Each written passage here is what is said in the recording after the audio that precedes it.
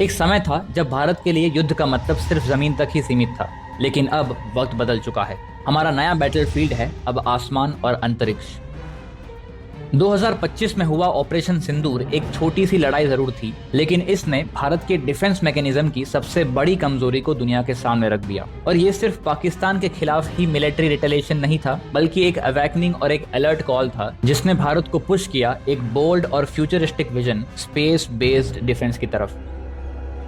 आज हम बात करेंगे एक ऐसे प्रोग्राम की जिससे आने वाले समय में भारत एक मिलिट्री सैटेलाइट सुपर पावर बन सकता है। और साथ ही इस वीडियो में हम बात करेंगे इंडिया के आने वाले समय के डिफेंस सेक्टर के स्पेंडिंग की और इस सेक्टर में कौन से स्ट्रेटेजिक डेवलपमेंट हो रहे हैं। साथ ही इंडिया एंड यूएसए के बीच जो 10 साल की डील साइन हुई है उससे इंडिया को क्या फायदा होने वाला है, और क्या डिफेंस सेक्टर में आगे भी तेजी बनी रहेगी, और कौन सी कंपनीज इस जर्नी में किस तरीके से अपना रोल प्ले करने वाली है। इन सारे सवालों पर चर्चा करेंगे हम आज के इस वीडियो में। तो वीडियो को पूरा देखिए और चलिए वीडियो को शुरू करते हैं।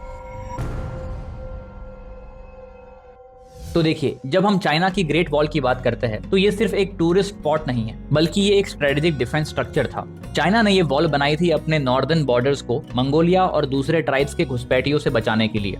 ठीक वैसे ही चाइना ने अब ऑर्बिट में अपनी ग्रेट वॉल बनाकर दुनिया को चौंका दिया है। चाइना ने अंतरिक्ष में अपना डिफेंस और सर्विलियंस नेटवर्क इतना स्ट्रॉन्ग कर लिया है कि अगर हम टोटल नंबर ऑफ सैटेलाइट्स की बात करें तो उन्होंने अब तक करीब 1000 सैटेलाइट्स अंतरिक्ष में लॉन्च कर दी है, जिसमें करीब 500 सैटेलाइट्स डिफेंस के लिए काम करती है और बाकी की सैटेलाइट्स सिविल वर्क के लिए काम करती है।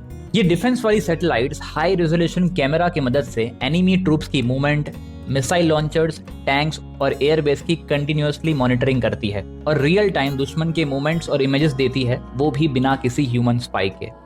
तो 2025 में जब इंडिया और पाकिस्तान का कॉन्फ्लिक्ट चल रहा था और जंग में जब हर एक सेकेंड सटीक डिसीजन लेने की जरूरत पड़ रही थी, तब भारत को डिपेंडेंट रहना पड़ा दूसरे देशों के कमर्शियल सैटेलाइट्स पर इसके अपोजिट उस समय पाकिस्तान को चाइना के सैटेलाइट्स की मदद जरूर मिल रही होगी। और इसी समय भारत की आंखें खुली और ये तय हुआ कि अगर 21वीं सदी में किसी भी जंग में जीतना है तो अपना खुद का स्पेस बेस्ड सर्वेलियंस सिस्टम होना बहुत जरूरी है। इसी विजन के साथ जन्म हुआ SBS-3 प्रोग्राम का, जो एक रिवॉल्यूशनरी मिशन है जिसका गोल है 2029 तक 52 मिलिट्री सैटेलाइट्स लॉन्च करना।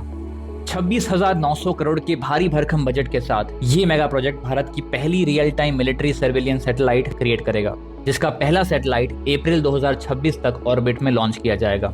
ये सैटेलाइट भारत के लिए एक ऐसी आंख बनेगा जो हर पल हर कोने से दुश्मन की एक्टिविटी पर नजर रखेगा, वो भी बिना किसी फॉरेन सपोर्ट के। पर इस बार के डिफेंस कैपिटल एक्सपेंडिचर में सिर्फ मिलिट्री सैटेलाइट ही शामिल नहीं है, बल्कि साल 2025 भारत के डिफेंस इतिहास का एक यादगार साल बन सकता है, क्योंकि इस बार डिफेंस कैपिटल एक्सपेंडिचर में रिकॉर्ड तोड़ 328% का जंप देखने मिला है। ये सिर्फ एक नंबर नहीं है, बल्कि एक क्लियर सिग्नल है कि भारत अब अपनी नेशनल सिक्योरिटी को एक टॉप प्रायोरिटी दे रहा है। जहां दूसरे सेक्टर के लिए गवर्नमेंट की स्पेंडिंग में ग्रोथ मॉडरेट था, वहीं सिर्फ डिफेंस सेक्टर ने इस स्पेंडिंग में 39% का कंट्रीब्यूशन दिया है। पर अब सवाल ये आता है कि इतनी स्पेंडिंग जब डिफेंस पर हो ही रही है तो इतने डिफेंस इक्विपमेंट की इंडिया को वाकई में जरूरत है भी या नहीं। तो देखिए, एक जमाना था जब भारत अपने डिफेंस इक्विपमेंट के लिए दूसरे देशों पर निर्भर हुआ करता था, लेकिन अब ये दौर बदल चुका है। अब हम ना सिर्फ अपने लिए मॉडर्न इक्विपमेंट बना रहे हैं, बल्कि उन्हें दुनिया भर के देशों को एक्सपोर्ट भी कर रहे हैं। पिनाका, इस रॉकेट का नाम तो आपने सुना ही होगा, जिसे पूरी तरह से इंडिया ने ही बनाया है, जो ऑल वेदर और बैटल टेस्टेड है, जिसका डिजाइन और डेवलपमेंट DRDO ने किया है और production Tata advance system, L&T और सोलार इंडस्ट्री जैसी कंपनीज ने इंडिया में किया है। तो इस रॉकेट को अब अर्मेनिया ने भी अपनी बैटलफील्ड में एक्टिव कर दिया है और स्पेन ने भी इस रॉकेट सिस्टम में अपना इंटरेस्ट दिखाया है। साथ ही फ्रांस और पोलैंड भी अब भारत के आर्टिलरी शेल्स के इंपोर्ट के ऑप्शंस एक्सप्लोर कर रही है। पर अब सवाल ये आता है कि इन यूरोपियन कंट्रीज को डिफेंस इक्विपमेंट अपग्रेडेशन की जरूरत अचानक से क्यों पड़ गई। तो देखिए, जब 2022 में रशिया ने यूक्रेन पर अटैक किया, तब यूरोप की मिलिट्री वीकनेस सबके सामने आ गई। उन्होंने रियलाइज किया कि उनके पास जो हथियार है वो रशिया के मॉडर्न हथियारों के सामने बहुत ही पुराने और आउटडेटेड हो चुके हैं। और पिछले कुछ सालों से यूरोप ने डिफेंस पर खर्च करना भी कम कर दिया था। साथ ही यूक्रेन को सपोर्ट करने के चक्कर में यूरोपियन कंट्रीज ने अपनी ही मिसाइल्स, आर्टिलरी शेल्स और टैंक्स यूक्रेन को दिए थे, और इसीलिए अब उनके पास अपनी ही मिलिट्री के लिए वेपन्स कम पड़ रहे हैं। पर यहाँ इंडिया में पिछले कुछ सालों में हमारी सरकार ने जो डिफेंस सेक्टर पर स्पेंडिंग बढ़ाई है और उससे जो नए और एडवांस इक्विपमेंट रेडी हुए हैं, उन्होंने ही भारत के डिफेंस मैन्युफैक्चरिंग कैपेबिलिटीज को ग्लोबल रिस्पेक्ट और ट्रस्ट दिलाया है। पर यूएस के साथ डिफेंस के लिए 10 साल की पार्टनरशिप वाली बात में कितना दम है, तो आइए उसे समझते हैं। आज की तारीख में जहां स्ट्रेटेजिक पार्टनरशिप्स बैटलफील्ड का गेम डिसाइड करती है, वहीं भारत और अमेरिका के बीच एक पावरफुल अलायंस यानी कि एग्रीमेंट उभर कर आया है। पहले हम इंडिया में बनने वाले जेट्स के इंजन F414 को यूएस से इंपोर्ट करते थे, पर अब इस पार्टनरशिप के बाद हिंदुस्तान एरोनॉटिक्स लिमिटेड, जो एक इंडियन डिफेंस कंपनी है, और GE एरोस्पेस, जो एक अमेरिकन कंपनी है, ये दोनों कंपनी मिलकर F414 इंजन को इंडिया में ही मैन्युफैक्चर करेगी।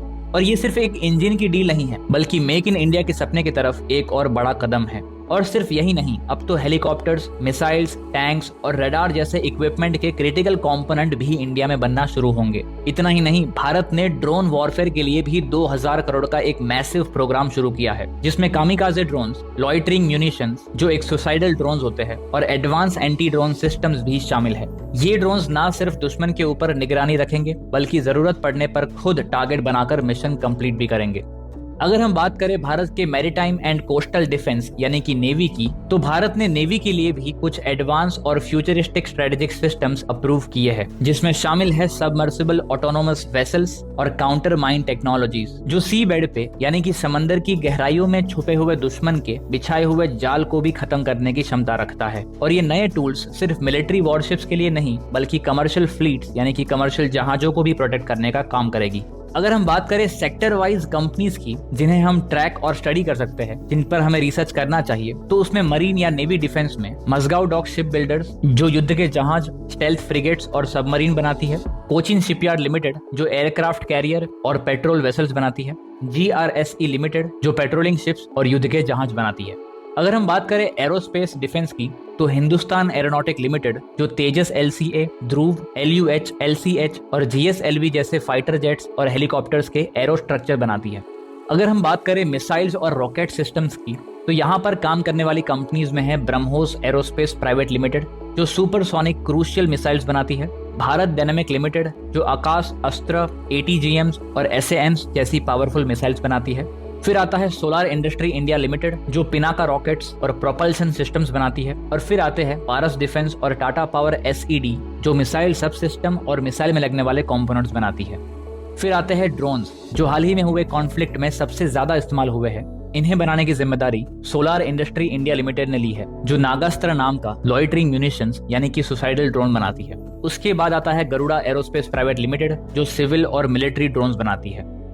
साथ ही Adani defence and aerospace, Idea Forge और टॉरस रोबोटिक्स जैसी कंपनीज ड्रोन्स में लगने वाले सेंसर्स और UAV सिस्टम्स बनाती है, जो एक ऐसा इंटीग्रेटेड सेटअप होता है जो ड्रोन को फ्लाई, नेविगेट, ऑब्जर्व और ग्राउंड स्टेशन से रियल टाइम डेटा ट्रांसफर करने में मदद करता है। फिर उसके बाद आता है भारत इलेक्ट्रॉनिक्स लिमिटेड, जो हथियारों में इस्तेमाल होने वाले रडार्स, सोनार और कम्युनिकेशन सिस्टम्स पर काम कर रही है। ऐसा ही similar business Data Patterns Limited और पारस डिफेंस का भी है।